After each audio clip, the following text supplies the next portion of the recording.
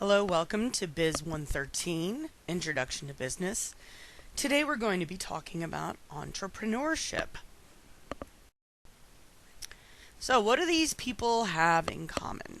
And let's just take a look. We have Martha Stewart, Bill Gates, Elon Musk, who, in addition to Tesla and SpaceX, also started PayPal. That's where he got most of his money. Oprah Winfrey, Jeff Bezos, Sean Diddy Combs, also known as Puff Daddy, Larry Page and Sergey Brin, and of course Tyra Banks. What do they all have in common? They are all entrepreneurs. These folks were not content with having one item and moving on with their lives. They created brands based on who they are. So let's talk about entrepreneurship. What does it take to be an entrepreneur? So an entrepreneur is someone who identifies a business opportunity and assumes the risk of creating and running a business to take advantage of it. Now that doesn't mean that all small business owners are entrepreneurs. Entrepreneurs are innovators who start companies to create new or improved products. They strive to meet a need that's not being met, and their goal is to grow the business and eventually expand into other markets. So for example, when you think of Jeff Bezos, who owns Amazon or started Amazon, many years ago he was interviewed, and at the time Amazon was exclusively an online bookstore, and he openly talked about how he'd like to turn Amazon into a one-stop shopping experience. Going so far as to being able to buy a car on Amazon. And, pretty much everything he's predicted has come true and more. There is information in the business pages these days about them creating a national healthcare system in which you can buy into, which would revolutionize the way that insurance works these days. So, I would not question Mr. Bezos. He clearly knows what he's doing. So many people either start or buy small businesses for the sole purpose of providing an income for themselves and their families. They do not intend to be particularly innovative, nor do they plan to expand significantly. This desire to run a business is what is called a lifestyle business, such as a neighborhood pizza parlor or hair studio. We're not talking about a potential, bonanza, It takes a lot more time, effort, and sweat to go from being, Luigi's Pizza at the corner to Domino's or even Papa John's. That becomes an all-consuming passion. And that's what all of these people have in common. Over here on the right-hand side, there is a picture of the two Steves that started Apple, Steve Wozniak and Steve Jobs. They really are a masterclass in being completely different. The Woz was the technical guy, and Steve Jobs was the visionary. And because these two men worked so well together, they really took a small computer company into the next level of innovation.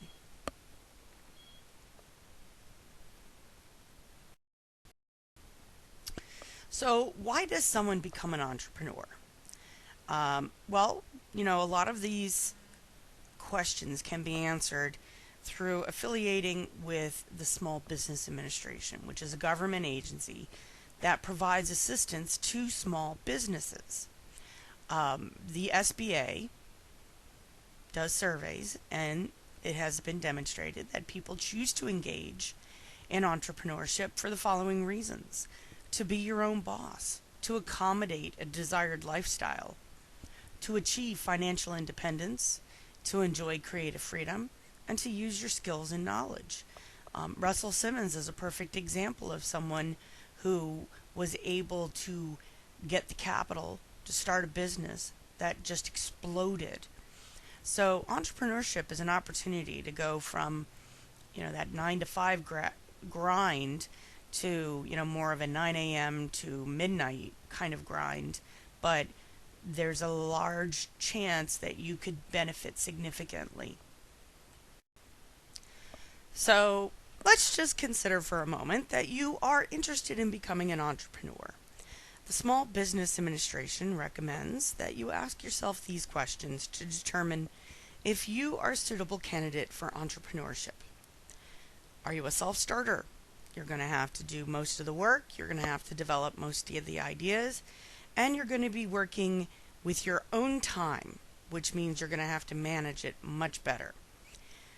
Number two, how well do you get along with different personalities? Developing working relationships with a variety of people is essential, especially when it comes to managing unreliable vendors and sometimes grouchy customers. So, it's not always peaches and cream. You're going to be dealing with a lot of vinegar and some acids sometimes. You're going to have some very uncomfortable conversations, but you have to learn how to schmooze and get along with people. Number three, are you good at making decisions? You have to make these decisions. Usually they're under pressure. Number four, do you have the physical and emotional stamina? Can you handle working almost every day, 12 hours per day, every week? I have a good friend of mine who's an entrepreneur. He starts work at 7 a.m. He works till about 7 p.m., 6 days a week. On Sunday, he hangs out with his family, if they remember who he is.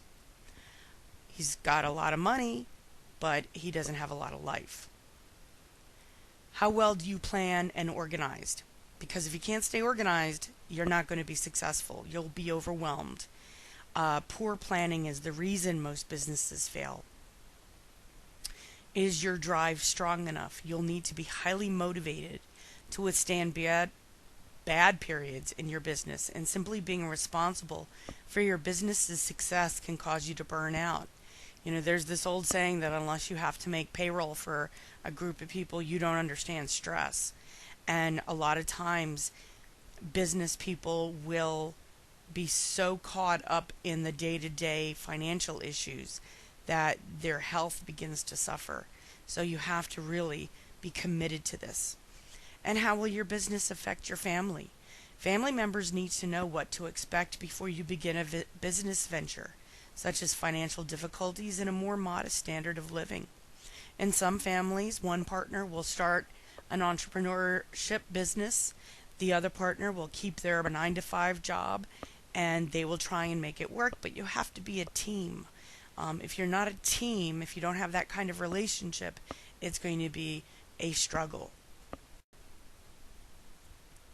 So why do some people not pursue entrepreneurship? The most common reasons: lack of money. You have this great idea to open up a salon or a cigar shop, whatever your passion is. You just can't get started because you don't have any money. Well, there are funding sources available. You have to have good credit, you have to have a good reputation, you have to have people who will co-sign for you, but there is a way if you have the will. Number two, security. People don't want to sacrifice the steady income that comes with a 9-to-5 job. A lot of entrepreneurs go without health insurance because they can't afford it in the beginning of their business. That is one of those considerations. So, a lot of times they say don't give up your day job, at least at first. Think about hiring someone to run your business while you're gainfully employed elsewhere. The alternative, as I just mentioned, is be in a relationship where one person takes on the financial responsibilities of bringing in a weekly paycheck and the other person chases this entrepreneurship dream. Competition. A lot of people don't know how to distinguish their business ideas from a similar idea. You want to open up a pizza shop in Philadelphia. Guess what? You can't throw a cat in Philadelphia without hitting a pizza shop. What makes yours different? Is it vegan? Is it Asian pizza? Is it some combination of Tex-Mex and pizza? What are you going to do to figure out to make something cheaper, faster, or better? And then finally, lack of ideas. Some people simply don't know what sort of business they want to get into. They really like cigars, and they think, wow, that would be a great idea for a shop. But cigar are one of those things that fall into the trendiness thing. They become very popular and then they fall out of popularity. So, it's always a thing where the ideas have to really mean something to you. And if you don't have a lot of good ideas, then probably entrepreneurship might, if you want to pursue that, it might be better to use a franchise model. And we'll talk about that in more detail. Entrepreneurships can be very risky. 1/3 of small businesses go out of business within the first 2 years. More than half of small businesses have closed by the end of the fourth year, and 70% do not make it past their seventh year. So, when you look at these numbers, it's remarkable how many companies don't make it. Opening a bar or restaurant is one of the riskiest ventures. So that's where within 3 years, most restaurants fail. And therefore, startup funding is very hard to get if you want to go in and say, I want to open a pizza shop. Now, over here on the right is a vehicle that some of you may remember from the movie Escape from the Future. No. One of those, Michael J. Fox. Anyway, it was a DeLorean, and it was featured in that movie. It was the doctor's vehicle of choice to go back in time. But more importantly, the man who owned the company, John DeLorean, he had run out of capital and funding for his manufacturing. So he had a very unique idea to raise some money, and that was to sell several pounds of cocaine, which weirdly enough didn't work so well. He ended up in jail, and the company went under. So, when we think about entrepreneurship, we have to remember that for as many success stories, there are 7 times more failed entrepreneurs. So, entrepreneurial activities include the following. Number 1, innovation. You have to have a new product, apply a new technique or technology, open a new market, or develop a new form of organization for the purpose of producing or enhancing a product. Innovation is what drives the most successful entrepreneurs. Look at somebody like Sergey Brin and his partner at Google, and how they took a search engine. Did search engines exist before Google? Yes, but they weren't that good. They didn't index as well. And then, so they developed this better search engine, they market it, and then they take Google to the next level. They become data collectors, and they develop Google Mail, Google Photos, Google TV, Google Play, Google Music. There's all of these Google products out there that were innovated by Google to become part of their brand. And how many of us use Google as a verb now? Oh, go Google that instead of look it up. Second, running a business. A business combines resources to produce goods and services. Entrepreneurship means setting up a business to make a profit. So entrepreneurship is all about making money. And you have to be motivated specifically by a lot of money to work that hard. Third, risk-taking. Risk means that the outcome of the entrepreneurial venture can't be known. Entrepreneurs are always working under a certain degree of uncertainty, and they can't know the outcomes of many of the decisions they have to make. Elon Musk, the guy who runs Tesla and SpaceX, he's a little crazy. Everybody kind of knows that. But here's a guy who has invested his own money in an electric car that has become very successful and very well known. And when you see them on the road, it's like seeing a Lamborghini or a Maserati. You take notice. He's also sending rockets up into outer space. Again, risking his own money as well as money of investors who believe in him to make these things happen. As a result, many of the steps they take are motivated mainly by their confidence in innovation and their understanding of the business environment in which they're operating. So, you have to be a little bit, you have to be adventuresome. You have to be willing to risk everything to be a truly successful entrepreneur. So, entrepreneurs need to answer these questions. Should you start a business? What are the advantages and disadvantages of starting a business? Years ago, I had a good friend of mine. He owned a restaurant, and he decided he wanted to expand, do his entrepreneurship. So he opened a shoe store. They didn't seem like they were complementary at all. He didn't run either one of them. He owned them, and he hired people to run these businesses that were both successful.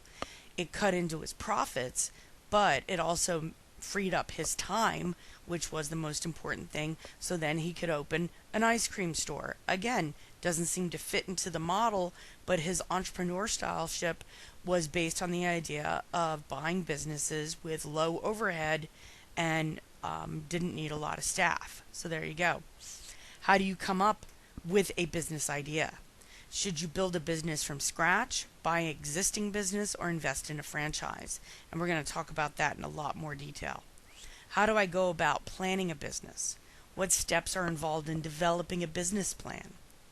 Where would I find help in getting my business started and operating it through the startup phase? And how can I increase the likelihood that I'll succeed? So these 8 questions need to be really focused in on before you even start the concept of what am I going to do first. You have to have these answers in your head. So let's talk about your options when you're starting a business. Is you want to identify something that customers want or perhaps meet an unmet need, and that can be a very important aspect. Think about a company like Grubhub. People will deliver food to your house and you use an app, and these are restaurants that often don't deliver in general. It was a perfect idea. Uber, not everywhere is New York City or Los Angeles where there are a million cabs. So having a company like Uber that, you live in the suburbs and you need to go to somewhere else in the suburbs, and for $15 you can do that through Uber. It is truly meeting an unmet need. So you can become a small business owner in one of 3 ways: starting a new business, buying an existing business, or obtaining a franchise. So when you start from scratch, and this is the most common and the riskiest, you have to think about your entire business as a clean slate, and you build that business the way you want it. You have to develop the employee manual. You have to develop the business model. You have to develop every part of this, the bank accounts, every little piece of this business has to come from you or your partners. And the amount of work that goes into this is significant, and that's where that 12 to 14 hours a day comes in. Buying an existing business could be a little bit easier. So you already have a proven product, current customers, active suppliers, a known location, and trained employees. You'll also find it much easier to predict the business's future success. However, it's hard to determine how much you should pay for a business. While many of the items have a real value, like the building and equipment, some elements are not as easy to assess. For example, customer loyalty and brand reputation. So in our neighborhood, where I live, we have a diner, a New Jersey diner, and it's been owned by the same family for decades, and they decided to retire, and they allowed another family to buy the business, the diner. Now, it's essentially the same food and everything else, but I do know that their business has suffered a little bit because people were loyal to the family who were always there, always greeting people. So, there is always a little bit of uncertainty there. Buying a business, like buying a house, might have problems you can't detect until you take over. For example, toxic employees, location issues. A business might have been in a great location for years, and then suddenly, all of the area that's around it has been taken over for building condos or something, and your business won't fit in to the neighborhood anymore. So there's always going to be issues that you have to do your work, and it's called due diligence. Finally, there's the franchise model. The franchisor, the company that sells the franchise, grants the franchisee, the buyer, i.e., you, the right to use a brand name and to sell its goods and services.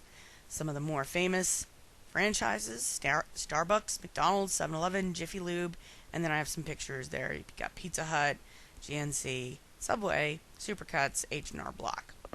10% of American businesses are franchises. In effect, you've bought a prepackaged, ready-to-go business that's proven successful elsewhere. You also get ongoing support from the franchisor, which has a vested interest in your success. They want you, however, to do things their way. You can't go your own way. Franchises can be very expensive, usually depending on the amount of business that a franchisee is expected to do. Fast food franchises, for example, require a total investment of about $1 to $2.5 million each. And again, this is not something you can just mortgage your house and buy. This takes a lot of money and a lot of capital to invest in. Alternatively, some of the other businesses might have a much lower buy-in. So a company that sells, that's a franchise of a hairstyle studio may not be as much as a fast food franchise. And again, it depends on what kind of money people are expecting to make. In addition to your initial purchase of the franchise, you'll have to pay two other fees on a monthly basis. A royalty fee, typically from 3 to 12% of sales, for continued support from the franchisor and the right to keep using the company's trade name. And an advertising fee to cover your share of national and regional advertising. So, the hundreds and hundreds and hundreds of millions of dollars that are spent on McDonald's TV advertising are being paid by every franchise in the world. You are also expected to buy your products from the franchisor, meaning you can't go buy your own potatoes and start making fries that are not McDonald's fries. So, one of the biggest issues is that some franchises can turn toxic. The cost of obtaining and running a franchise can be high, and you have to play by the franchisor's rules, even when you disagree with them. The franchisor maintains a great deal of control over its franchisees. So, this Subway or McDonald's or Taco Bell, you associate all of them as being one company, not a bunch of different small entrepreneurs who own fast food places. One of the worst things that can happen is to be hit with negative publicity if something goes wrong at the corporate or advertising level. For example, Subway had built its advertising around Jared Fogle, who had lost 200 pounds eating Subway sandwiches. Unfortunately, after 15 years of being Subway's poster boy, he was arrested and convicted of child molestation and child pornography in 2015. Despite severing their relationship immediately, Subway has struggled to rebound, with franchisees losing approximately 3% of revenue year after year. When you have someone who's so closely identified with a product, and then that person gets into trouble, and we're not talking about, they threw up at a party or something. We're talking about child molesting, which is one of the worst things you can even imagine. It really does affect every single franchise of Subway. So, you've decided you're ready to be an entrepreneur. The first thing you need to do is create a business plan, which is a document that identifies the goals of your proposed business and explains how these goals will be achieved. A business plan acts as a blueprint for a proposed company. It shows how you intend to build the company and how you intend to make sure that it's sustainable. It's one thing to start a company. How can you make sure that it keeps going year after year? The most common use of a business plan is to persuade investors, lenders, or both to provide financing. So when you go to the bank to get a loan to start your business, they're going to want to see your business plan. So what's in a business plan? It usually includes an executive summary, which basically is just a summary of what you're talking about. Description of the proposed business, industry analysis, mission statement and core values, which we talked about a couple weeks ago, management plan, goods or services to be provided, production processes, if applicable, marketing, and a financial plan.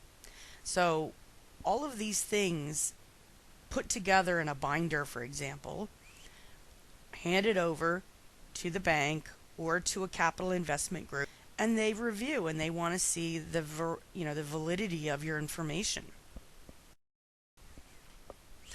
So let's talk about the executive summary, which is a 1 to 3 page overview of the business plan. It's the most important part of the business plan. It's what the reader looks at first, and if it doesn't capture the reader's attention, it might be the only thing that he or she looks at. Therefore, it should emphasize the key points of the plan and get the reader excited about the prospects of the business. Even though the executive summary is the first thing read, it is written after the other sections of the plan are completed.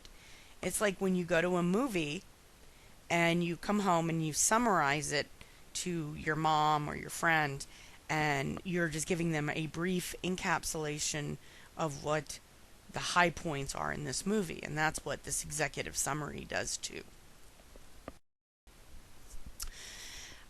The industry analysis is completing, really looking at the competitors, looking at what's going on. What is the industry all about? So how large is the industry? What are the total sales for the industry in volume and in dollars? Is the industry mature, or are new companies successfully entering it? What opportunities exist in the industry and what threats exist? What factors will influence future expansion or contraction of the industry? What is the overall outlook for the industry? Who are your major competitors in the industry? And how does your product differ from those of your competitors? This may sound slightly familiar because, in a sense, what you're doing is a SWOT analysis: the strengths, the weaknesses, the opportunities, and the threats. So, as I mentioned before, many people are afraid to move into an entrepreneurship experience because they just don't have any access to the money. So that's where an organization like the Small Business Administration comes into play. They offer an array of programs to help current and prospective business owners. The SBA won't actually loan you the money, but it will increase the likelihood that you will get funding from a local bank by guaranteeing the loan. It's like when your mom or dad co-signed for a car when you first graduated from high school. The SBA will reimburse the bank if you default on the loan. So they want to make sure that you have good credit. And again, this is why those kinds of things of developing good credit is so important. So if you need more information, you're really interested in entrepreneurship, SBA.gov is your gateway to your future. If you're an American, I'm sure other countries have their opportunities as well. The SBA can also help with management questions and technical service tasks. There are also the Small Business Development Center, SBDC, which assists current and prospective small business owners with business problems and provides free training and technical information on all aspects of small business management. And if you need individualized advice from experienced executives, you can get it through the Service Corps of Retired Executives, or SCORE. Under the SCORE program, a business person needing advice is matched with someone on a team of retired executives who work as volunteers. So clearly there's a lot of resources out there for people who are interested in developing either a small business or becoming an entrepreneur. You have to tap these resources.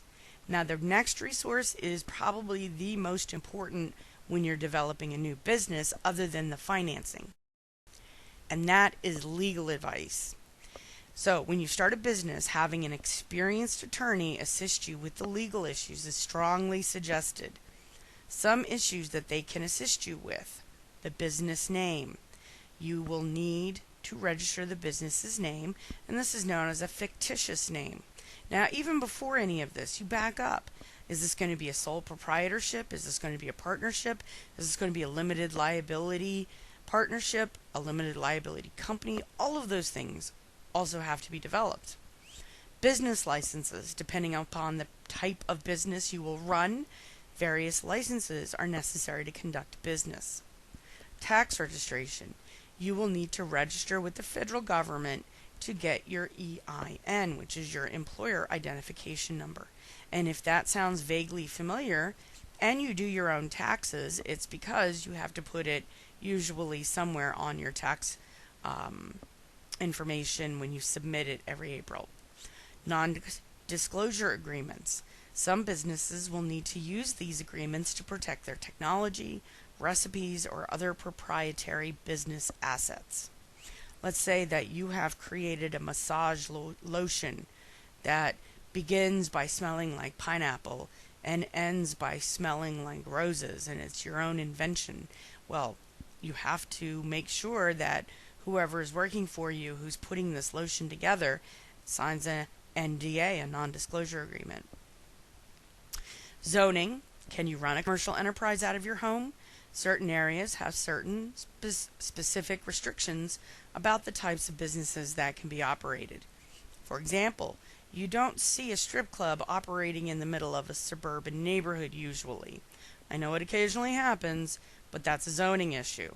So again, it is a matter of having someone who knows this stuff backwards and forwards help you out. So if you're someone who is a great cook and wants to open a restaurant, you know everything there is to know about cooking. You don't know the law.